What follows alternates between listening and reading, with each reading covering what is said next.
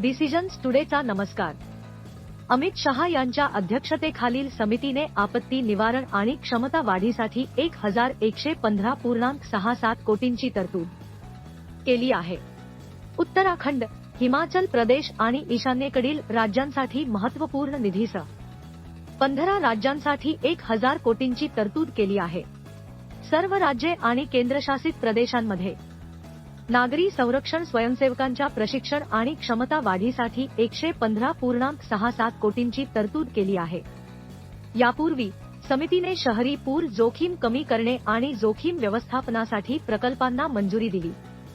पंतप्रधान नरेंद्र मोदी आणि अमित शहा यांच्या नेतृत्वाखालील सरकारने आपत्ती प्रतिसाद आणि शमन यासाठी राज्यांना 21,476 कोटी रुपयांहून अधिक निधी जारी केला आहे. डिसिजन्स टुडे पाहिल्याबद्दल धन्यवाद.